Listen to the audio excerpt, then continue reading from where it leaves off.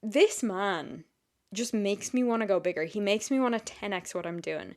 I've got ants in my pants just having this conversation right now. Welcome to the Get Unbusy podcast. I'm your host, Kate Philpott, and this podcast is all about throwing your busy work out the window. You deserve to stay locked in on the parts of your business that light a fire under your hoo-ha, all right? The passion-driven freedom lifestyle, not being glued to your laptop every waking minute of the day. It's time to build a business that works for you, not one that works you into the ground. So, let's get unbusy, shall we? Hello. Welcome back to the Get Unbusy podcast. I'm your host, Kate Philpott, and I have been dying to talk about this with you because Owning Manhattan on Netflix has been the series that has helped me get through the bereavement of losing my little 15-year-old forever puppy Sandy. It's been the one thing that's totally shifted my headspace and gotten me into another world. And in that, I've noticed some juicy insights on how to approach business, how to approach productivity, leadership as an entrepreneur who is fully in control of their own destiny. Let's be honest, that's you. So I'm not going to do a big fancy intro. I just want to dive right in. All right, so let's do that. So I love learning about business and massive action and productivity. And what's even more fun is when we can use some kind of pop culture or shows that are also fucking fun to watch and enhance those lessons even further.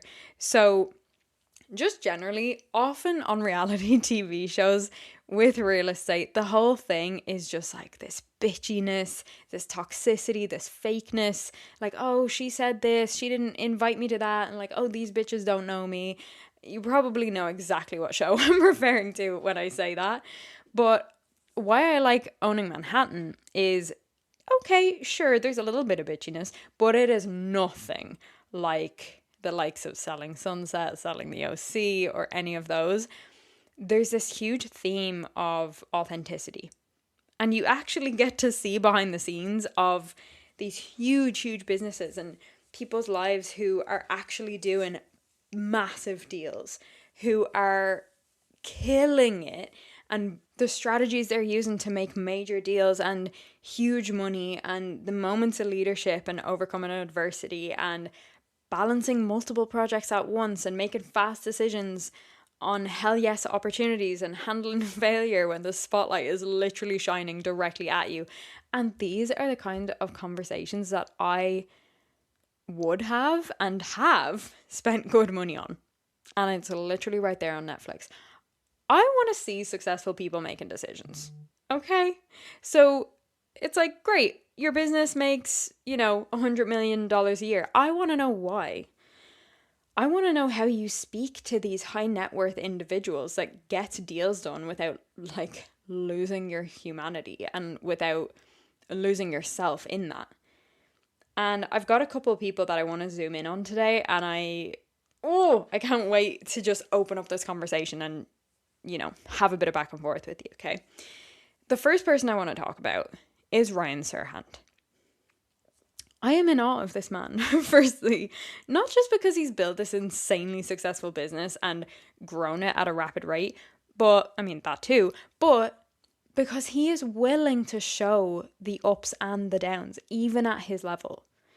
To be honest, I could honestly do a whole episode on him, but I'm going to narrow it down to just 3 things that I absolutely loved seeing, which I think we can all learn a lot from in business, right?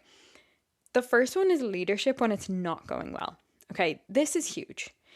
So one thing he did was he had this property that was $12 million and he wanted to bring this new strategy forward. So instead of the usual techniques, he made this big hullabaloo about the fact that he was going to run a flash sale on it and cut the price in half. So when I saw that, or when I heard him say that, I was like, huh? Can you just do that? I was like, are you not going to piss off the seller? That's crazy. But he did it with the intention of creating a situation where there were multiple buyers and they'd have this competitive bidding situation, which would drive the price right back up, and there'd be a lot of hype, there'd be a lot of demand, there'd be a lot of visibility on it, right? So I heard that and I thought, wow, look at this man. He's got the full spotlight on him and he is willing to take a huge risk that's never been done before. And not sure if you've seen it or not, but it did not go well. And I say that with respect, right? It genuinely is a lot more inspiring to see him handle it not going well than like, oh, I took this big risk and it paid off and, here I am in the payoff of it. That's great, but this is just something different. You don't tend to see this with people who are operating at this level.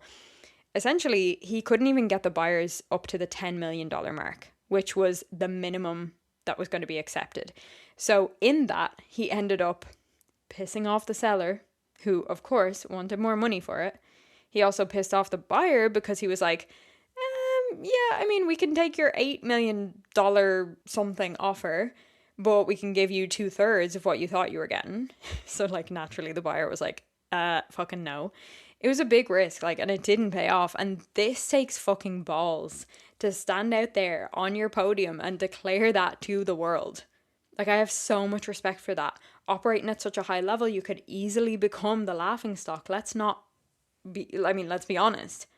But Ryan knew he was going to do so many other huge things and take more risks in future that would pay off. So the noise of these risks, the noise of the risks in the future that would pay off, and all of his other successes would drown out the noise of the few failures. That is iconic. Now, it ended up being like they did come to some kind of agreement. I can't even remember exactly what that was. But long story short, he pissed off the seller and the buyer in the process of taking that risk. This man just makes me want to go bigger. He makes me want to 10x what I'm doing. And that's the shit I'm all about. I've got ants in my pants just having this conversation right now. Now, another failure that came up was he had this other bidding situation with someone else's client, and he kept getting his billionaire client to agree to raise his offer for this property. But somebody else won the deal. So, well, not only did someone else win the deal, but he pissed off his billionaire client by getting him to raise his offer and then still not getting the property. So this billionaire, and let's be honest, there's not that many billionaires in the world, but the billionaire was like, oh, fuck's sake, this idiot. So he was really pissed. He hung up on him. And the guy that he lost the deal to was the agent that he specifically recruited to the company. Peter Sexy Rabbit, if you know, you know. And he had to deal with the fact that he took someone in who was so good that he actually outshined him. And that takes some grit to face. The other thing that I want to mention about Ryan is that he showed himself really struggling to balance everything. Like, he's like, I want to build the most successful brokerage in the world, and I want to be a present father with my daughter, and I want to have more kids, and I want to be a good friend, and I want to be a good boss, and I want to be a good husband. And I just related to this a lot because I am someone who wants it all. I'm like, I want to be the bitch who is like, I'm every woman, you know? And my productivity senses were tingling because I was like, Ryan, you can't do it all at once, like right now. I mean, this is someone who is on top of his game, and although his capacity is probably miles ahead of most people's capacity, and he's got a whole team and, what have you, he still reached the upper limit of there are only so many hours in the week. Which brings us yet again back to you have got to be so intentional with your time. I do believe that you can do it all. But I also believe you've got to be fucking savvy with your time. Don't be spending your time on low impact tasks. Don't be spending your time dragging your feet in the morning. Like, get to it. You've got one moment. That moment is right now. Let's go. And that requires a powerful and self-assured no sometimes, to say no to certain things and to not be worried about pissing people off in the meantime. And there's a whole other thing there, right? But it doesn't matter what level you're at, you've still only got 168 hours in a week. And I know that I certainly want to be one of those people who my 168 hours is worth 1,000 of somebody else's hours because I'm so fucking good with my time. And if you're that kind of person too, who craves that, then you should probably hire me. Next person I want to talk about, Genesis. Okay. Oh my goodness. Genesis is your Latina queen, and I felt something instantly when she came on the screen in season 2 of Owning Manhattan. She has an energy. She has pizzazz. She is so unapologetically herself, and it is ridiculously magnetic. As the series moved on, it did come out that she was actually not as experienced as some of the other players. But honestly, between you and me, she was so sure of herself and so convicted in how she spoke and how she dressed and how she showed up that I was actually shocked she was on the less experienced side. I was actually really confused, to be honest. I was like, wait, I must be misunderstanding. This must be a mistake because that woman knows what she's fucking doing. And I would trust her with my money. I would trust her with a big amount of money. Now, as I say that, isn't that how you would want your audience to see you as well? And I highly, highly recommend watching and rewatching those earlier scenes that she came in season 2 because damn, this girl, she just has something that can't be planned out. And, you know, as a Virgo, that irks me to say. Like, I want to plan everything. But she just has it. She came from very humble beginnings and she is now, in my opinion, a fucking superstar. And it is wild what your energy actually brings. Next person I want to talk about. Oh my god, Jade. Jade. Girl crush. I love her. Absolute goddess, right? This woman is everything. Like, she's so intelligent. She presents herself so powerfully. She had just been through a divorce because her ex cheated on her. A lot of women, let's be honest, will use that as a poor me strategy, particularly in a show like this. But honestly, there's just something about how she handled it that makes me go, that guy was the genuinely biggest idiot and loser in the world. He lost a true gem of a woman. She is intelligent. She is strategy focused. She is beautiful. She's funny. She's got a kind heart. She's a badass. And I'm going to put my cards on the table. She's hot as fuck. Okay? If I wasn't in a long-term relationship with a man, I would want to date her. Sorry, Patrick. But she's also a risk taker. But her risks are not just like random ideas, random risks. They are so well thought out. They're not dumb. They are very unique strategy. So, for example, she spoke to a client of hers who was selling a building, right? And she's recommending that he accept Bitcoin as payment for the building. When I heard this, I was like, what? But then she explained, and basically they were hoping to market the building to young men in their 20s to 40s who did really well in the Bitcoin boom. So those men would hear that this building is for sale and you can pay in Bitcoin, their ears would perk up because they would go, whoa, wait, this was made specifically for me. I'm going to check it out. You know, even if they weren't planning on buying a commercial building, it would pique their interest. That's iconic marketing. They literally might not have even been on the market to buy a commercial building. It might not have even crossed their mind. But the fact that the niching and the targeting and positioning was so specific to them, to the point where they could literally pay in Bitcoin, they would have been like, well, that's for me.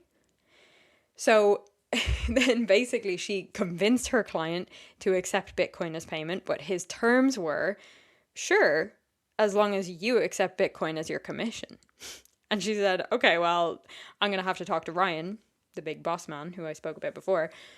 So she did. And Ryan said, fuck yes. And then, I mean, this goes back to Ryan. He will never be the one to stand in the way of a deal. But that was that. She was willing to have her ass on the line too. Oh, there's just so much in here. And I love Jade. What a sweetheart. And what a powerhouse. And also, I've followed her on Instagram and she's also just a baddie. The other part and the other thing about her that made me go like, oh, yes, was basically she had this conversation on the phone with a client who wasn't sure about the price of a building they were buying or something, but they were currently on a lease for a different building, and she was trying to figure out, or not trying, she was figuring out the maths on the phone, framing it as the smartest investment ever. Oh my God, I don't have it word for word, but fuck, you have to watch that scene. The way she was able to hold the conversation, hold her attention, hold his attention, grab his attention back when it wavered, work out the maths in real time, and convince him to move forward. It was the most impeccable thing I've ever seen. Honestly, this woman is an icon. I actually want to go and watch this whole show again because, like, oh my God, so good. Okay, now lastly, one more person I want to speak about, and that's Chloe. I won't lie, Chloe wasn't my favourite in season 1. There were a couple of things that she did that I was like, but she completely flipped my opinion on her in this season, because basically she had this idea to film a commercial for a property that was a musical. Like, literally film a musical in the apartment that she was selling.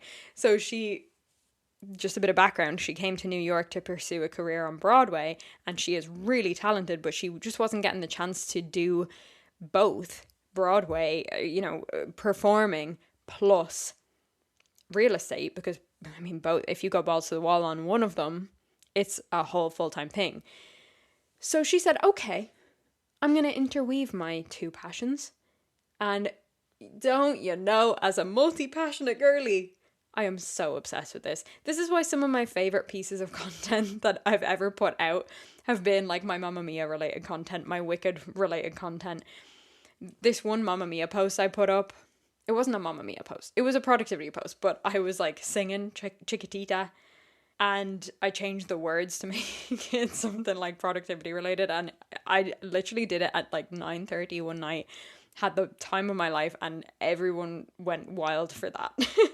If you can find a way to interweave your two passions, or two of your many passions, bitch, you better run for that. Because talk about increasing the return on investment of your time, which is the foundational piece of everything that I teach and everything that I speak about.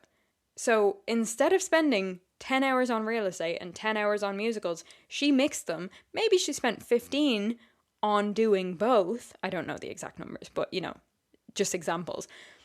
And she sold the fucking property. And she was willing to put her own money on the line to put the production together as well. So investing in her dreams and investing in her success at the same time. And so many ands. And she's a new mother.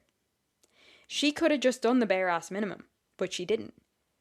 She said, no, this is my life. I'm going to make it what I want. I'm going to get this fucking deal done. I'm going to put myself out there in this musical format video. I have so much respect for a move like that. Okay.